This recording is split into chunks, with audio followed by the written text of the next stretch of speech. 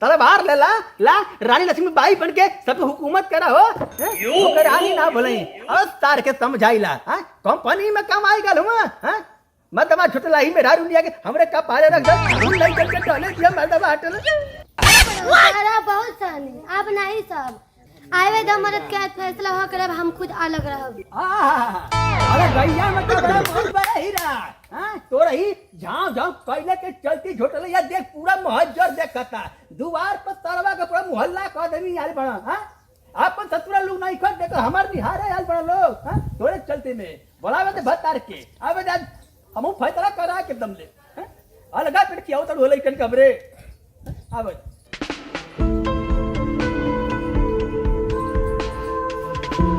बाहु पा लगी हो का भाई बहुत इकट्ठे बैठल हो जाए भैया प्रणाम। खुश हो भैया प्रणाम। खुश हो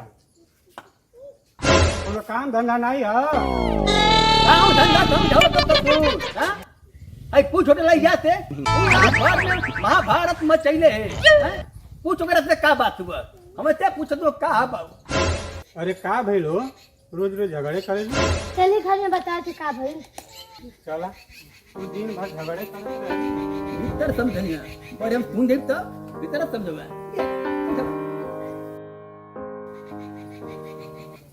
बताइए आप कब से बाहर जाके बिना खैले पीले ये करत थी कमात थी आप बाऊ आप भैया बैठ के खटिया तोड़त हूँ तू कहल का चाहत हो ये जो घर के काम करत करत बर्तन माजत हम तो सुखा जाती बाऊ के सेवा करत करत देखा तो हमो तो सुखाई न गल बानी काम करत करत बहरे कवन की हरियर बानी ये से तो कहत हनी कि बाबूजी से अलग हो जाए तो हम जहर खातिर मर जाए ये करे जाए तू कहबू तो जमाना से हम अलग हो जाए बाबूजी से का अलग हो गए तो ठीक बा बाबूजी से कहीं चलिए आई ठीक बात चला कहो बाबू भैया भौजी घरवा में का करती हो बाबू हमके लगा था कि भैया भौजी घरवा में न लथरियाता न जाए चारे कहिए यह कुल बात कहल जाला अरे झोटलैया आई हो माई झोटलैया के राजा जी आल हुआ बलम जीवन कराल हुआ हां अब हो बारवा और फरियाल लोग राजा जी वाली भइल है अब आ चलो बुझाते भीतर कीड़ा कर दे तुम लोगन के सेल गई ना तुम लोग या बड़ा हमारे बता के ना तो एक कीड़ा खा ए बाबू हमार हिस्सा बांट द हम अलगे बनाई खाई हां तब का हमारे बता का तुम आई हो माई अलगा रही हां अलगा रहे के तो बड़ा मन करता अब तेरे बाप के फोन लगावती अब तेरे बाप के फोन लगाई समझ आइला अब अलगा रही नंबर हेलो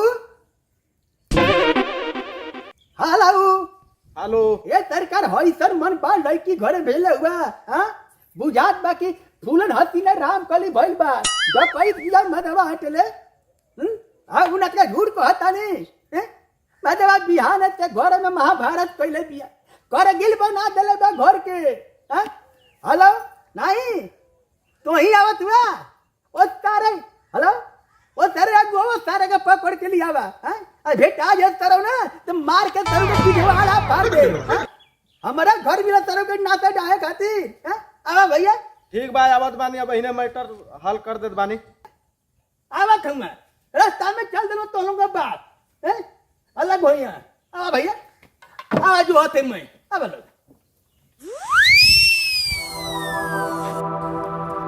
अगुआ साहब हां कैसन शादी करेले बानी रोज का रोज खाली झगड़े झंझट होत बा खाली मैटरे फंसा रहत बा ते मते जितना का दारू दहलो उतना काम तइनी बाऊ बाऊ अब छुरा लेके आई घरवा में ले ओके गणिया मार दे के मुंह जई चली साला कहीं कर लड़की ने ते ले जा रे चला ठीक बा चला चला चला मैटर हल करके आवल जा चल दादी के खटिया में फोटो वाला रोज कचर बात कर देता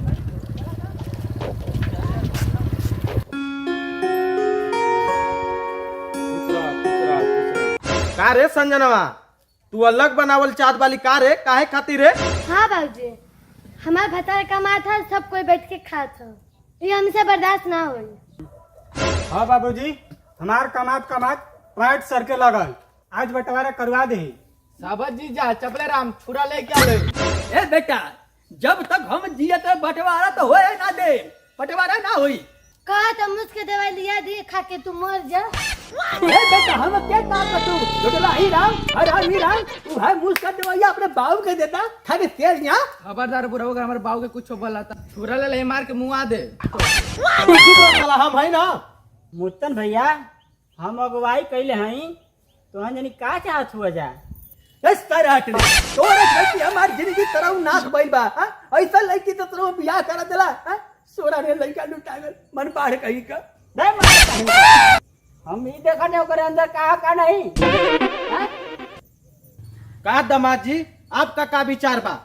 विचार का बात दीदी हमार अलग होल चाहती है। हाँ बाबूजी, हम इतना परिवार के खाना ना बना पाए, हम अलग रह। हमार मेरा ठीक कहते है, हमार कमाई एक है, हम अलग होखल चाहते हैं। हाय बूढ़ा भाई लड़का कहाँ दिया सन?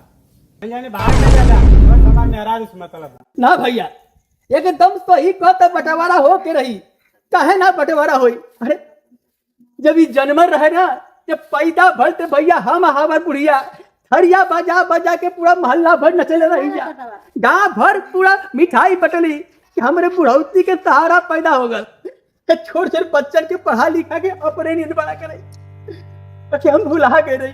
अरे तुम बेहर वाला हो गल, एक पढ़ावे खातिर एक बिता जमीन बेच दिली, अपने बुढ़िया के कुल गहना दे दिली कि हम ना चलने की ऐसा नहीं करते। हाँ बेटा, अलग हो जा। ये सरकार हम क्या लगैया ना चाहिए, हम अपने तू लोग लेकर के लेके यहाँ से दूर चल जाते। भगवान भगवती में तू लोग के बनलो रह बेटा, अब आज रह लो, चला बेटा लो, चला चलो खुद रह लो, चला। साइड करा, साइड करा। रुक जाए समझी जी, इस ससुरा धन के लोभी में पागल हो गल हुआ सो। का रे संजनवा, तोर भौजाई हमारे संगे ऐसे करत तो तू का करती? ओकर जान ले लेती है। यही तरह सोचा, तुम्हारे बाबू का इतना माया है, वो तो कोई का बापे न हुआ, तुम्हार का फर्ज बना था? ए संजनवा, अपने ससुर के रोक दे, नहीं तो समझ ले कि आज के बाद तोर हमार रिश्ता खत्म हो गल। आज के बाद समझिए कि तोर बाप मर गल। ठीक है बाबूजी, गलती हो गई। ठीक है बाबूजी, माफ कर दे, माफ कर दी, क्षमा कर दिया। इसके बाद ऐसे गलती ना है बाबूजी, माफ कर दे। कबो गलती नहीं करेगा बाबूजी, माफ कर दे। माफ कर दी बाबूजी, माफ कर दी। उठा बेटा, अरे लड़का कितना औलाद गलती करेगी बाप। उठ जा बेटा, उठ जा। आज ऐसे गलती मत कर लो।